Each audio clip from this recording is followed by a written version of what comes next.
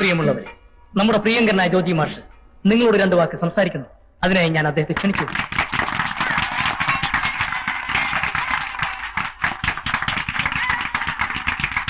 പ്രിയപ്പെട്ട നാട്ടുകാരെ, എന്റെ സ്നേഹം നിറഞ്ഞ വിദ്യാർത്ഥിനികളെ, നിങ്ങൾ എനിക്ക് നൽകിയ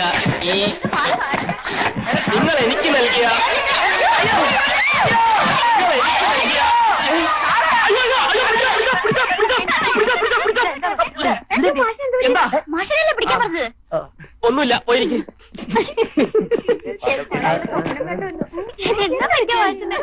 ഞാൻ പറഞ്ഞല്ല, എഴുതിയോ? അപ്പൊ തുടങ്ങാം.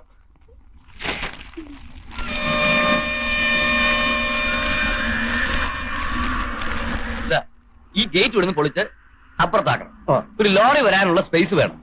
പിന്നെ ഇവിടെ ഇങ്ങനെ ഒരു തിട്ട കിട്ടിയാ എല്ലാവർക്കും ഇവിടെ ഇരുന്ന് വിശ്രമിക്കാം. കണ്ടല്ലോ, ബാസിസ് ട്യൂട്ടോറിയലിനെ കുറിച്ചുള്ള ഏകദേശം രൂപ പിടികിട്ടില്ലേ? ഇനി നിങ്ങൾ പറ, ഇങ്ങനൊരു സ്ഥാപനം നടത്തിക്കൊണ്ട് പോണ എന്നെ വേണ്ടതല്ലാൻ? ദോഷം പറയരുതല്ലോ. മരുന്നിനെന്ന് പറയാൻ ആത്മാർത്ഥതയുള്ള ഒരാളെങ്കിലും ഉണ്ട് ഇവിടെ, നമ്മുടെ ജോജി മാഷ്. മാഷ് ഇവരെയൊക്കെ അറിയോ? ടൗണിൽ പൗർണമി ബാർ നടത്തുന്നവരാ. നമസ്കാരം. കുട്ടികളെ ഇവിടെ ചേർക്കാൻ വേണ്ടി വന്നതായിരിക്കും അല്ലേ?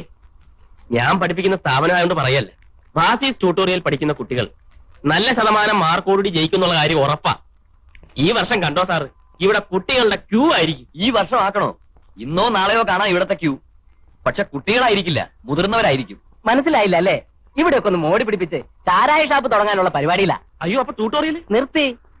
വില ഉറപ്പിച്ച് 25,000 രൂപ അഡ്വാൻസ് വാങ്ങി. ഒരു കലാക്ഷേത്രം മദ്യഷാപ്പാക്കി മാറ്റരുത്. ഇത് ചതിയാണ് സാർ. ഈ സ്ഥാപനം നിർത്തരുത്. ഈ നാട്ടിലെ കുട്ടികളുടെ ഭാവി ഇരുട്ടിലാകും. ഇനി ഇത് നടത്തിക്കൊണ്ട് പോയി എന്റെ ഭാവി ഇരുട്ടിലാവും. ഇനി വന്നേ, ഇത് പിടിച്ച്. ഞാൻ പറയുന്നത് 1 മാസത്തെ ശമ്പളം അധികം ഉണ്ട്. നിങ്ങൾ എന്താ നോക്കി നിൽക്കണേ? പോയി പൊളിക്കാൻ പറ.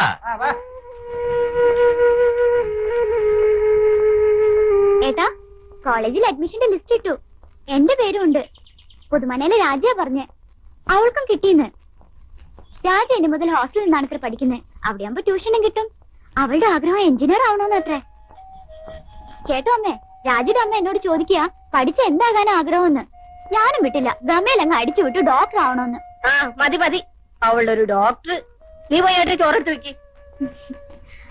അമ്മ വിഷമിക്കണ്ട. ഏട്ടന് ജോലിയില്ലാതിരിക്കുന്ന സമയത്ത് ഞാൻ കോളേജിൽ പോകാൻ വാശി പിടിക്കുന്ന അമ്മയ്ക്ക് തോന്നുന്നുണ്ടോ?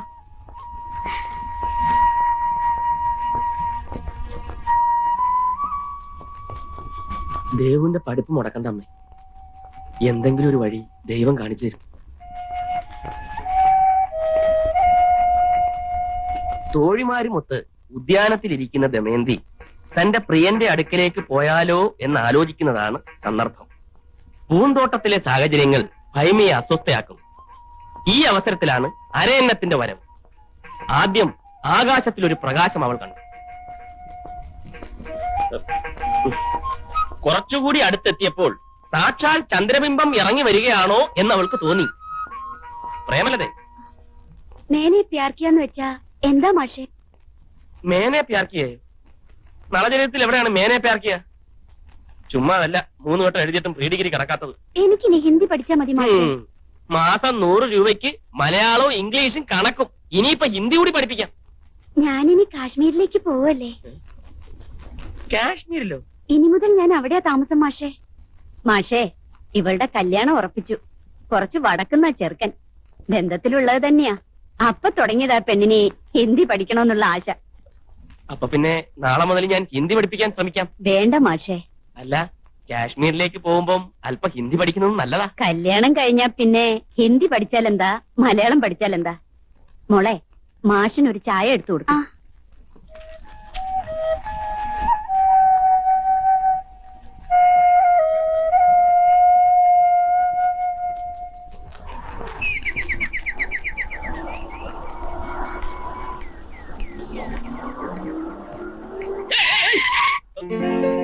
എന്താണ് ഇത്? തലകാലബോധം ഇല്ലേ? വണ്ടി പിടിച്ചതല്ലോ. നിനക്ക് എന്താടാ ഒരു ചിന്ത? പഠിപ്പിക്കുന്ന പോലെ പെമ്പിള്ളേരുമായി പ്രേമമായോ? തമാശ കള കുഞ്ഞാലിക്കുട്ടി. ഞാനിവിടെ കരയിൽ പിടിച്ചിട്ട് മീൻ പോലെ കിടന്ന് പിടയ്ക്കുക. പിടയ്ക്കും. പ്രായമായ പെമ്പിള്ളേർക്ക് ചെറുപ്പക്കാരായ സാറന്മാര് ട്യൂഷൻ എടുത്ത് തുടങ്ങിയ 2 പേർക്കും പെടപെട്ട പുറപ്പാ. നാണക്കേട് ഉണ്ടാക്കി വെക്കരുത്. ഇവിടെ ജീവിക്കാനുള്ളതാ. ജീവിക്കണോ വേണ്ടയോ എന്നാ ഇപ്പൊ ആലോചിക്കുന്നത്. ട്യൂട്ടോറിയൽ നിർത്തി. ഇപ്പൊ പ്രേമലതയ്ക്ക് കല്യാണം. അതും കൂടി ആയപ്പോ ഞാൻ ആകെ തളർന്നു. ഇതാ ഞാൻ പറഞ്ഞത്. പ്രായമായ പെമ്പിള്ളേരുടെ മേൽ ആശ വെക്കരുതെന്ന്. ദേ എന്റെ നാവ് ചൊറിഞ്ഞു വരുന്നു, ഞാൻ എന്തെങ്കിലും വിളിച്ചു പറയും. എടാ പ്രേമലേഖന ട്യൂഷൻ നിർത്തിയെന്ന്. ഓ സന്തോഷം. ആ ട്യൂട്ടോറിയൽ നിർത്തിയത് ഏതായാലും നന്നായി. ആ സ്ഥാപനം കൊണ്ട് അവിടുത്തെ അധ്യാപകർക്കോ വിദ്യാർത്ഥികൾക്കോ ഒരു പ്രയോജനവും ഇല്ല. എന്നെ പോലെ ബി.എഡും പഠിച്ച് ഒരു അധ്യാപകനാകാനുള്ള യോഗ്യത നേടിയവനാ നീയും. ഒരു വിദ്യാഭ്യാസ സ്ഥാപനത്തെ പരിഹസിക്കരുത്. ഇയാ ഈ വാദ്യാര് പണി എനിക്ക് പറ്റിയതല്ലെന്ന് നിനക്കറിയാവല്ലോ. എന്റെ പ്രാർത്ഥന പടച്ചോൻ കേട്ടു. ഏറെ നാളത്തെ കാത്തിരിപ്പിന് ശേഷം കോയാമൻസിൽ കുഞ്ഞാലിക്കുട്ടിയുടെ ജീവിതാഭിലാഷം സഫലമാകാൻ പോകുന്നു. എടാ എന്റെ വിസ ശരിയായെന്നും പറഞ്ഞ് ദാ ബോംബെന്ന് ടെലിഗ്രാം വന്നു. ഇനി ഏറിയ 2-3 ദിവസം അതിനകം കുഞ്ഞാലിക്കുട്ടി ബോംബെന്നും പറക്കും. പറക്കും അതിന് എന്റെ ബാപ്പ സമ്മതിച്ചിട്ട് വേണ്ടേ? സമ്മതിക്കാതിരിക്കാൻ പറ്റില്ലല്ലോ. മലപ്പുറം സ്കൂളിൽ ജോലി കിട്ടിയ ഗൾഫിൽ പോകാൻ സമ്മതിക്കില്ലെന്ന് ബാപ്പ. ഗൾഫിൽ നിന്ന് വിസ വന്ന മലപ്പുറത്തേക്കില്ലെന്ന് ഞാൻ. ഇപ്പൊ തോറ്റതാരാ? ബാപ്പ. അതങ്ങ് മനസ്സിൽ വെച്ചേച്ചാ മതി.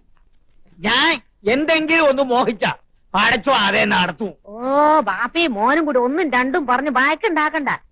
പഞ്ചത്ത് പറഞ്ഞാ ഓൻ സമ്മതിക്കും. ആ പിന്നെ സമ്മതിക്കാണ്ട് ഓ എന്റെ മോനാണ്ടി. ബാബാ ആ, നീ എവിടെ ആയിരുന്നടാ? അന്നെ കാണാൻ ചേട്ടാ ശാഖുള്ള പറഞ്ഞ് അയച്ചിരിക്കാൻ ടൈമില്ലെങ്കിൽ ടെലിഗ്രാം വന്നു. അതെങ്ങനെ നിനക്ക് കിട്ടി? പിന്നെ എനിക്കുള്ള ടെലിഗ്രാം എനിക്കല്ലേ കിട്ടുള്ളൂ. ഇവിടെ വന്നല്ലോ ഒരെണ്ണം. അതെന്തിനെ? ഓ ചിലപ്പോ കിട്ടാണ്ടിരുന്നാലോ എന്ന് കരുതി രണ്ടിടത്തേക്ക് ടെലിഗ്രാം ഇട്ടായിരിക്കും. അത് ചിലപ്പോ ശരിയായിരിക്കും. ഇതിപ്പോ ഉടനെ പുറപ്പെടണമെന്നാണല്ലോ അവർ പറഞ്ഞിരിക്കുന്നത്. ഞാനൊരു ഫ്ലൈറ്റ് ടിക്കറ്റ് കിട്ടുമെന്ന് ശ്രമിച്ചാൽ. മലപ്പുറം വരെ പോയ എന്തിനാടാ ഫ്ലൈറ്റ്?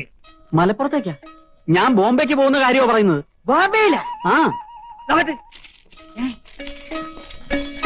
നടക്കില്ല കുഞ്ഞാലി, നടക്കില്ല. സൂര്യ ഞാൻ എന്ത് തീരുമാനിച്ചോ അതിവിടെ നടക്കണം. അന്റെ മോനോട് പറഞ്ഞു കൊടുക്ക്. കാത്തിരുന്ന് വന്ന വിസയാണിത്. ഇത് വന്നില്ലായിരുന്നെങ്കിൽ മലപ്പുറത്തേക്കോ മഞ്ചേരിയിലേക്കോ പൊന്നാനിയിലേക്കോ എവിടെ വേണമെങ്കിലും പോകായിരുന്നു. ഒന്ന് പറഞ്ഞ് മനസ്സിലാക്കി. ബാബാക്ക് ബുദ്ധി ഉപദേശിക്കാൻ വളർന്നിട്ടില്ല. പറഞ്ഞു കൊടുക്കണേ സൂര. ഞാനും ഹാജിയാരും തമ്മിലുള്ള ബന്ധം ഇന്നും ഇന്നലെയും തുടങ്ങിയതാണ്. ഹാജിയാരോ മൊല്ലാക്കയോ ആരാവശ്യപ്പെട്ടാലും ഞാൻ ഗൾഫിലേക്കേ പോകുന്നുള്ളൂ. അത് പറ. അപ്പൊ എന്റെ വാക്കിന് ഈ വീട്ടിൽ ഒരു വിലയില്ല അല്ലേ? ചോദിക്കണേ സൂര. അപ്പൊ എന്റെ ആഗ്രഹങ്ങൾക്ക് ഈ വീട്ടിൽ ഒരു വിലയില്ലേ? അത് ചോദിക്കാത്ത ഇപ്പൊ തന്നെ ചോദിക്കും. കർക്കുത്തരം പറഞ്ഞാലുണ്ടല്ലേ പെടലിക്ക് പിടിച്ച് പുറത്താക്കും. പറഞ്ഞേക്ക്. സ്കൂളിൽ പോയ ഇഷ്ടമില്ലെങ്കിൽ വേണ്ട. തടിക്കച്ചോളം നോക്കി ഇവിടെ തന്നെ കഴിഞ്ഞാ പോരെ. എന്നാ പിന്നെ ബാപ്പാട് ഇഷ്ടം പോലെ തന്നെ നടക്കട്ടെ എന്ന് ഞാൻ പറയുന്നു. വിചാരിക്കണ്ട. ഇതിനൊരു തീരുമാനം ഉമ്മ ഉണ്ടാക്കണം. പടച്ചോനെ പറഞ്ഞു കൊടുക്കടി. എന്ത്? ആ മമ്മദ് കുട്ടിയുടെ മകൻ ഷാഗുല് ബാപ്പാനെ ധിക്കരിച്ചിട്ട് ദുബായി പോയി. എന്നിട്ട് എന്തായി? അവിടെ കിടന്ന് വയ്യത്തായി. ആ വയ്യത്ത് കാണാനെങ്കിലും ഒത്തായി ഈ നാട്ടുകാർക്ക്. അത് പോട്ടെ. ആ ഐത്രോസിന്റെ കാര്യം തന്നെ എടുക്ക്. ഒരേ ഒരു മോനാണ് ഉണ്ടായിരുന്നത്. ബാപ്പാന്റെ മയ്യത്ത് കാണാൻ വന്നെത്താൻ പറ്റിയോ ഓനെ? ബാപ്പാക്ക് മയ്യത്ത് മയ്യത്ത് എന്നുള്ള ഒറ്റ വിചാരമുള്ളൂ. കുറെ കാലം മലപ്പുറത്ത് പോയി മാഷുവേല നോക്കി തിരിച്ചെത്തുമ്പോഴേക്കും പള്ളി വക ഒരു സ്കൂൾ കെട്ടാമെന്നാണ് നമ്മുടെ വിചാരം. അപ്പോഴാണ് ഓന്റെ ഒരു തുപ്പായി. ബാപ്പ പറയണതൊന്നും അനുസരിക്കണ്ട മോനെ എന്ന് മാത്രം പറയല്ലേ ഉമ്മ. അവസാനമായിട്ടൊരു കാര്യം ഞാൻ പറഞ്ഞേക്കാം. ബാപ്പായെ ധിക്കരിച്ച് മോൻ ദുബായിക്ക് പോയി എന്ന് നാട്ടുകാരെ കൊണ്ട് പറയിപ്പിക്കരുത്. എന്റെ റബ്ബേ.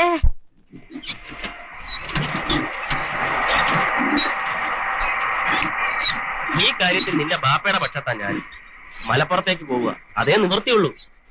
സ്വന്തം നാട്ടിൽ പഠിച്ച തൊഴിൽ കിട്ടിയത് കളഞ്ഞിട്ട് എണ്ണപ്പാടത്ത് പോയി കിടന്ന് വിയർപ്പൊഴിക്കേണ്ട വല്ല കാര്യമുണ്ട്? മതി മതി. നിന്റെ ഉപദേശം കൂടെ ബാക്കി ഉണ്ടായിരുന്നുള്ളൂ. ഇപ്പൊ അതുമായി.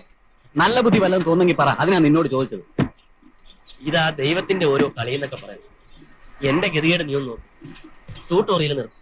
ഉണ്ടായിരുന്ന ട്യൂഷനും പോയി. നിനക്കോ കിട്ടിയപ്പോ 2 കയ്യിലും. അതാ ഇപ്പൊ കുരുക്കായത്. 2 ദിവസം മുമ്പ് ഈ ടെലിഗ്രാം വന്നിരുന്നെങ്കിൽ ബാപ്പയുടെ ഉടക്കം ഒഴിവാക്കാമായിരുന്നു. ബാപ്പയോട് പിണങ്ങേണ്ടി വന്നാലും ശരി, ഞാൻ ഗൾഫിലേക്കേ പോകുന്നുള്ളൂ. എന്നാ പിന്നെ ബാപ്പയോട് പറഞ്ഞ് ആ ജോലി എനിക്ക് വാങ്ങിച്ചാൽ. ബാപ്പയുടെ സുഹൃത്തല്ലേ ഹാജിയാര്, നീ പറഞ്ഞാൽ നടക്കും. നീ എന്താ ആലോചിക്കുന്നത്? ആരോടും പറയാതെ നിനക്കെങ്ങനെ ഈ ജോലി വാങ്ങിച്ചു തരുമെന്നാ ഞാൻ ആലോചിക്കുന്നത്. അതെങ്ങനെ? എനിക്ക് ഏതായാലും ഗൾഫിൽ പോയേ പറ്റൂ. നിനക്കാണെങ്കിൽ ഒരു ജോലിയും വേണം. ഞാൻ ആലോചിച്ചിട്ട് ഒറ്റ വഴിയെ കാണുന്നുള്ളൂ. നീ കുഞ്ഞാലിക്കുട്ടിയായി മലപ്പുറം സ്കൂളിലേക്ക് പോകുന്നു.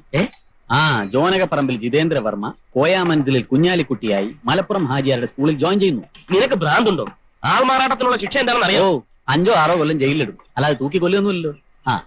എടാ ഹാജിയാർ എന്നത് ഇത്ര ഉള്ളപ്പോഴും മറ്റേ കണ്ടിട്ടുള്ളൂ. അന്ന് എനിക്കൊരു 2-3 വയസ്സ് കാണും.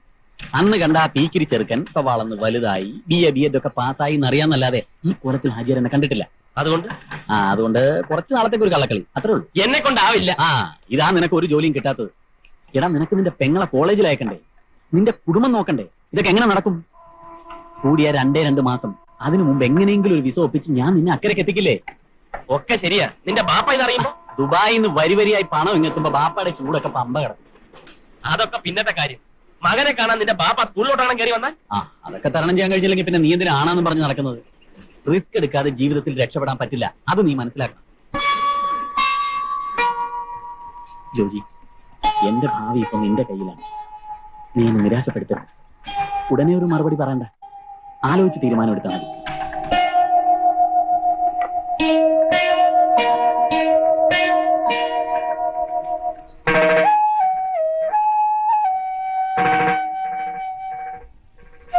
കേട്ടോ അമ്മേ, രാജുയുടെ അമ്മ എന്നോട് ചോദിക്കാ പഠിച്ച എന്താകാനാ ആഗ്രഹമെന്ന്. ഞാനും വിട്ടില്ല, ഗമയിലങ്ങ് അടിച്ചു ഡോക്ടർ ആവണമെന്ന്.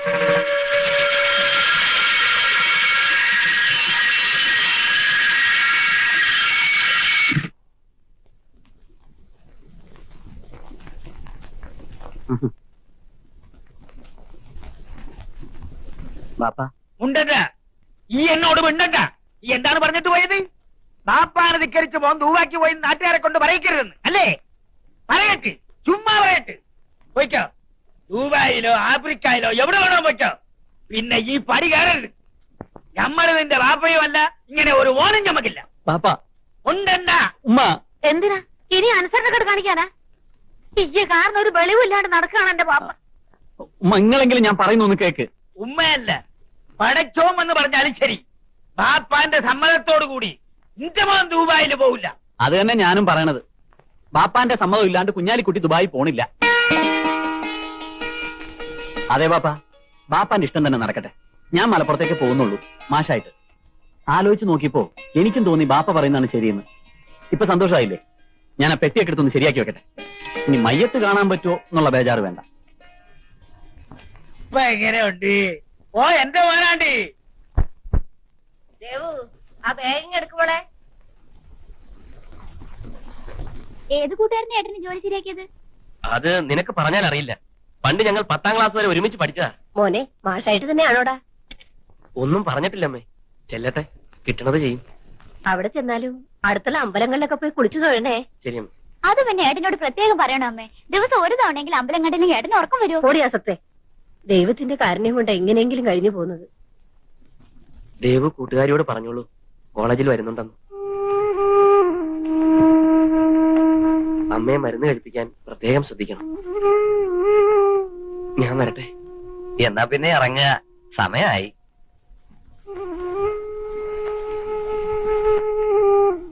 സ്റ്റാൻഡ് വരെ ഞാനും വരാൻ കുഞ്ഞേ. വേണ്ട മാവ,